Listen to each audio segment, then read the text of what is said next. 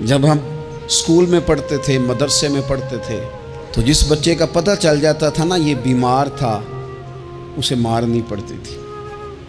جس کا پتہ چل جاتا تھا نا کہ اس کے گھر میں کوئی پریشانی آ گئی تھی، اسے مارنی پڑتی تھی۔ غصہ دلانے والی بات یہ ہوتی تھی کہ گھر والے کہتے تھے کہ ہم نے تو بھیجا تھا، صبح تیار کر کے بیگ دے کے اس کو روانہ کیا تھا، اور جب پتہ چلتا تھا نا کہ یہ آیا نہیں، وہاں بیٹھ کر وقت گزارا، وہاں بیٹھ کر وقت گزارا۔ اب یہ وہ مسئلہ تھا کہ استاد اس پر یوں ہوتا تھا کہ جس طرح وہ پورے جلال میں آ گئے۔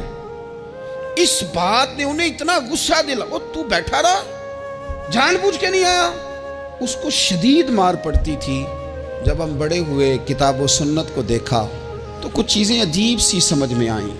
سیاستہ میں حدیث موجود ہے کہ صحابہ کرام علیہم رضوان فرماتے ہیں کہ ایک جنگ کا موقع تھا، تو وہ رستے بڑے سخت تھے، دشوار گزار گھاٹیاں تھیں، بڑی مشکل سے ہم نے وہ راہیں طے کی۔ ہمیں لگا کہ اس جہاد پر ہمیں بہت اجر ملے گا، اور پھر ہمارے دلوں میں یہ بھی خیال آتا تھا کہ فلاں فلاں فلاں فلاں تو صحابی آئے نہیں، وہ تو گھر میں رہے۔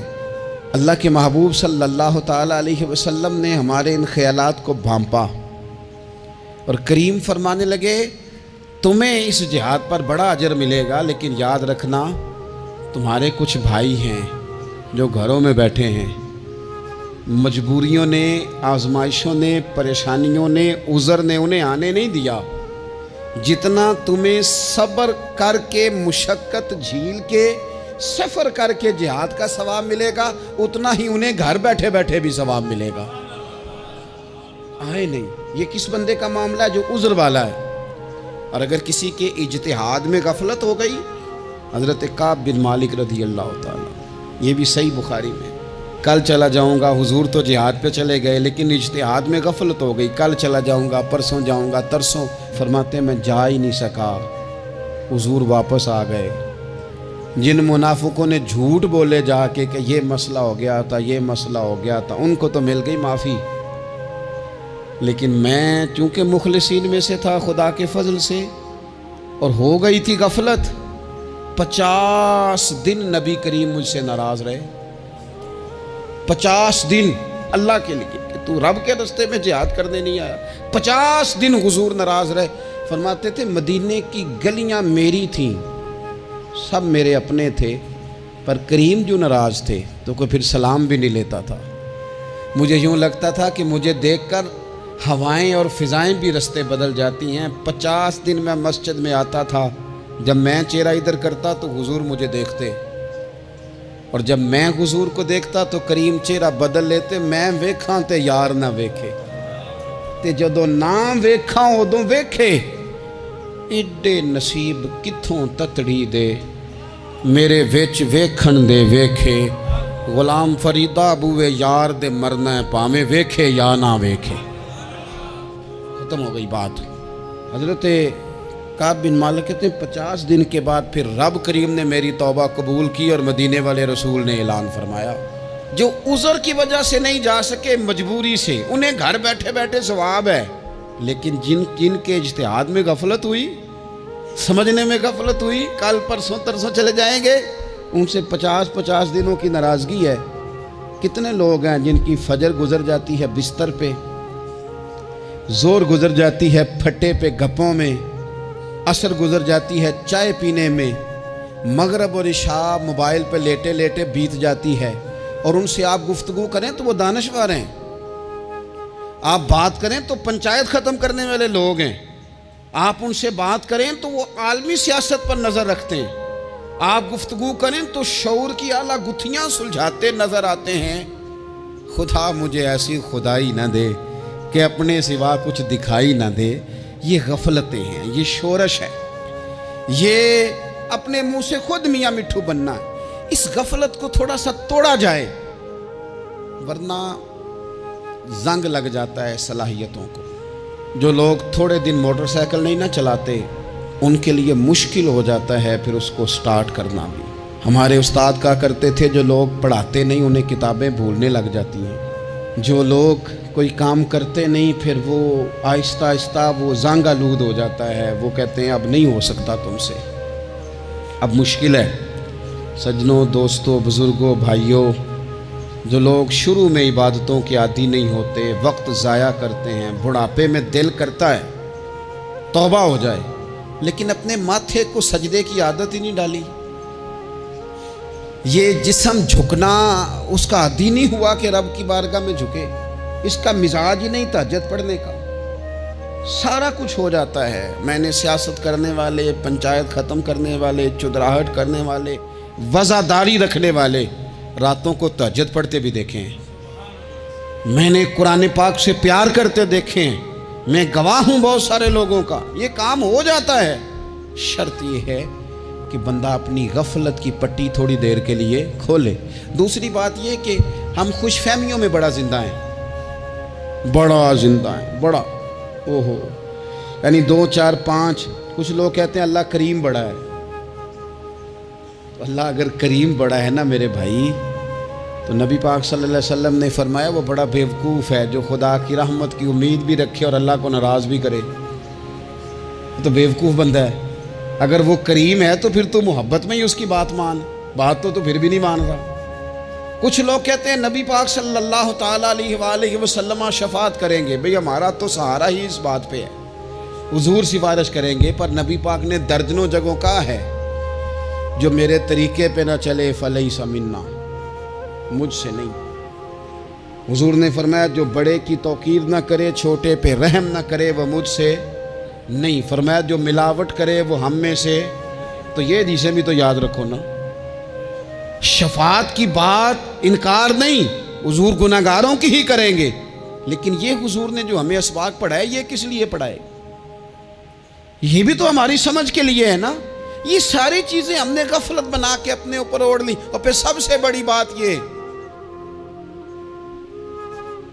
جو لوگ جنت کے وارث اور مالک ہیں نا، کریم محبوب نے فرمایا یہ جو میری بیٹی فاطمہ ہے جنتی عورتوں کی سردار ہے، تو یہ تو جنت کی مالکہ اور وارثہ ہیں، وہ تو ساری رات ہی نماز پڑھتی تھی، تو سارا دن عبادت کرتی تھی۔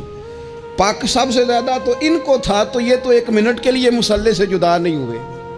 اور جنہوں نے صرف امید لگائی ہے، کوئی ان کے پاس ڈگری نہیں، وہ بن کے بیٹھ گئے ہیں، وہ کہتے ہیں جناب جنت، مطلب ہم جسے کہیں گے معاذ اللہ وہ جائے گا، دوسرے کو جانے دیتے ہیں۔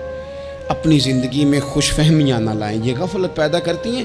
غفلت بڑی خطرناک چیز کا نام ہے۔ جب بندہ غافل ہو جاتا ہے، میں آپ سے ایک بات عرض کروں، حضرت عبداللہ ابن مسعود فرماتے ہیں کہ مومن رائی کے دانے کے برابر غلطی ہو جائے تو اسے لگتا ہے میرے سر پہ پہاڑ کھڑا ہے، اور فرمایا جو منافق ہوتا ہے نا، وہ پہاڑ کے برابر گناہ کر کے کہتا ہے بات ہی کوئی نہیں، فلانا بھی کرتا ہے، یہ بھی کرتا ہے، ساری دنیا کر رہی ہے۔ یہ نفاق کی علامت ہے، اگرچہ بعض نے اسے نفاق عملی کہا، اعتقادی نہیں کہا۔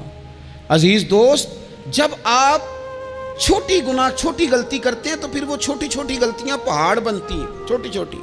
وہ حضور نے فرمایا نا، جب تو ایک گناہ کرتا ہے تو تیرے دل پہ ایک دھبا لگتا ہے، نہ توبہ کرے تو دوسرا لگتا ہے، نہ کرے تو تیسرا، پھر دل کالا سیاہ ہو جاتا ہے۔ چھوٹی چھوٹی غفلتیں بڑی غفلتوں کو جنم دیتی ہیں، چھوٹی چھوٹی کمزوریاں بڑی کمزوریوں کو لے کے آتی ہیں۔ اسی طرح بخاری مسلم میں حدیث ہے، نبی پاک صلی اللہ تعالیٰ علیہ وسلم نے فرمایا کچھ لوگ کھلم کھلا گناہ کریں گے قیامت کے قریب، اعلانیہ۔ یا رسول اللہ صلی اللہ علیہ وسلم وہ کس طرح؟ تو حضور فرماتے ہیں انہوں نے رات کو غلطی کی تھی، رب نے ان کی غلطی پر پردہ ڈال دیا، انہوں نے سویرے اٹھ کے خود لوگوں کو بتانا شروع کیا، اور دیکھا میں نے رات یہ کیا، معاذ اللہ۔ فرمایا جب انہوں نے اللہ کے پردے کو کھولا تو پھر رب نے بھی ان کا پردہ کھول دیا۔ او میرے دوستو بتاؤ نا، جس کے رب پردے کھول دے پھر کون ہے جو اس کی پردہ داری کرے؟ کون ہے جو پردہ پوشی کرے؟ حضور فرماتے اس نے کھلم کھلا گناہ، فخر سے بتاتے ہیں لوگ یہ کرتا۔ میں بڑے ادب سے عرض کروں گا بزرگوں کی خدمت میں، جو بڑی عمر کے ہیں، جن کی اب اولادیں ہیں، اگر ان کی زندگی میں کچھ ایسی کمزوریاں ہیں تو بچوں کو سمجھانے کے لیے بھی اس کو ڈسکس نہ کریں، ہم یہ کرتے تھے، ہم یہ کرتے تھے، اس کا کوئی فائدہ نہیں، یہ ہم کر کے دیکھا ہے سارا کچھ۔ نہ نہ نہ نہ، جس طرح گناہ ہے اس طرح گناہ کا اظہار بھی گناہ ہے۔ آپ ڈبل جرم کر رہے ہیں، آپ دلیر کر رہے ہیں سامنے والے کو کہ تو بھی کر، خیر ہے، بلکہ ایک نوجوان مجھے ایک دفعہ کہنے لگا جی ابا جی کہتے ہیں میں نے 35 سال یہ کام کیا ہے، یہ سب غلط ہے. تو میں نے ابا جی سے کہا چلو 15 کو سال مجھے بھی کر لینے دو، پھر میں بھی توبہ کر لوں گا. یہ ہم لوگوں کو دعوت دے رہے ہیں کہ غلط کام کرو. قرآن مجید کو آپ دیکھیں گے نا سورہ یاسین کے اندر یہ بھلا کفر کیوں ہوتا تھا، منافقت کیسے پیدا ہوتی تھی، بت پرستی کیسے عام ہوتی تھی. دنیا کے اندر ستارہ پرست، سورج پرست، چاند کی پوجا کرنے والے یہ لوگ کیسے پیدا ہوتے تھے؟ غفلت کی وجہ سے. جیسے جیسے یہ اللہ کی بارگاہ سے دور ہوتے جاتے، یہ مختلف قسم کی عبادتوں میں، شرک میں، کفر میں مبتلا ہوتے جاتے. قرآن مجید سورہ یاسین کے اندر ارشاد فرماتا ہے کہ اللہ تبارک و تعالیٰ نے قرآن مجید کو اس لیے اتارا ہے لِتُنذِرَ قَوْمًا مَا أُنذِرَ آبَاؤُهُمْ، تاکہ آپ ان لوگوں کو ڈرائیں جن کے باپ دادا کو نہیں ڈرایا گیا. اور نتیجہ کیا ہوا؟ فَهُمْ غَافِلُونَ، وہ لوگ غفلت میں چلے گئے. ڈرایا نہیں گیا، سمجھایا نہیں گیا، کسی نے سبق نہیں پڑھایا. تو میں آپ سب سے گزارش کروں گا کہ خیر کی بات بتاتے رہیں، خیر کی بات کہتے رہیں. خیر کی بات جو ہوتی ہے یہ فائدہ کرتی ہے ہمیشہ. تو غفلتیں اپنی دور کرنی چاہیے. دوسرا یہ ہوتا ہے، ایک تو انسان جب وہ دور ہو جاتا ہے چھوٹے چھوٹے گناہ کر کے تو غفلت آتی ہے. دوسرا قرآن پاک نے ایک اور مقام پر اس کا ذکر فرمایا ہے. وہ اس طرح فرمایا ہے کہ جو انسان کی پیاری چیزیں ہیں نا بعض اوقات، جن سے وہ لگاؤ پیدا کر لیتا ہے، جن سے محبت اس کی بڑھ جاتی ہے، وہ چیزیں بھی غفلت پیدا کرتی ہیں. ان میں 2 چیزوں کا تو قرآن پاک نے نام لے کے ذکر کیا ہے. ویسے وہ ڈھیر ساری چیزیں ہیں، 1 2 3 نہیں. سیاست بھی بندے کو غافل کرتی ہے، دوستوں کی کثرت بھی بندے کو غافل کرتی ہے، کھیل تماشا بھی غافل کرتا ہے، پیسے زیادہ آنے لگ جائیں تو وہ بھی بندے کو غافل کرتے ہیں، تعریف کرنے والے زیادہ ہو جائیں تو وہ بھی غفلت میں مبتلا کر دیتے ہیں. بندہ کسی کرسی پہ بیٹھ جائے تو پھر بھی ادھر ادھر دیکھنے کو تیار نہیں ہوتا. یہ ساری چیزیں غافل کرتی ہیں. لیکن 2 چیزوں کا نام لیا قرآن پاک نے، فرمایا یا ایھا الذین آمنوا لا تلھکم اموالکم ولا اولادکم عن ذکر اللہ. فرمایا اے ایمان والو، کہیں ایسا نہ ہو کہ تمہاری اولاد اور تمہارا مال تمہیں اللہ کی یاد سے غافل کر دے. مال اور اولاد، بیوی کو، اولاد کو ایک مقام پہ قرآن پاک نے دشمن بھی کہا ہے. کب؟ جب یہ تمہیں کہیں کہ حرام کما کے لاؤ، جب یہ تمہیں کہیں کہ ہمیں جس طرح کا مرضی مال دو، جب یہ تمہیں کہیں ناجائز کرو، یہ دشمنی کر رہے ہیں تمہارے ساتھ. یہ مال اور اولاد یہ بندے کو غافل کر دیتے ہیں. کاروبار کرنا، مال کمانا، بچے پالنا یہ ایک جز ہے زندگی کا، یہ کل زندگی نہیں. کل زندگی تو یہ ہے کہ آپ نے دین کے لیے کیا کیا، ملت کے لیے کیا کیا، ملک کے لیے کیا کیا، غریب کے لیے کیا کیا. کبھی کسی بندے نے جھونپڑیوں والوں سے پوچھا ہے کہ بارشوں میں تمہارا کیا حال ہوتا ہے؟ وہ کچی آبادیاں جہاں سے گزر کے ہم اپنے بچوں کو دکھاتے ہیں کہ یہ دیکھو یہ پرانے مکان سارے اسی طرح کے ہوتے تھے. کبھی ان لوگوں سے آپ نے پوچھا ہے جو ساری رات چھتوں کے نیچے بالٹیاں رکھ کے وقت گزارتے ہیں کہ چھت ٹپکتی ہے؟ ان سے پوچھا ہے کہ رات بچے سو پائے تھے کہ نہیں؟ اچھا جی بارش ہو رہی ہے تو پھر ہم نے کیا کرنا تھا؟ ہم نے گھر والوں کو پکوڑوں کا آرڈر دینا تھا، وہ وقت پہ دیا. ہم نے کہا تھا کوکنگ آج اپنی. یہ کب ہوتا ہے؟ جب قومیں غافل ہو جاتی ہیں مال میں، مزوں میں، اپنی ذاتی زندگی کے پیچ و تاب میں، پھر وہ اتر کر دائیں بائیں دیکھنا پسند نہیں کرتی. اللہ فرماتے ہیں مال اور اولاد کہیں تمہیں اللہ سے غافل نہ کر دے، کہیں ایسا نہ کر بیٹھنا کہ تم اس میں الجھ جاؤ پوری طرح اور تمہیں صرف اور صرف اپنے بچے یاد رہ جائیں. تجارت کرنی چاہیے لیکن ہم تجارت نہیں کرتے، بانی تاجر جاتے ہیں، ہر چیز کو تجارت کی نظر سے دیکھتے ہیں. ڈاکٹر آپ بنے لیکن زندگی بھی ساری ہی آپ ڈاکٹر بن کے نہ گزاریں، آپ کے کچھ اور تعلقات بھی ہیں، کچھ اور رشتے بھی، ان پر بھی تھوڑا غور کر لیں.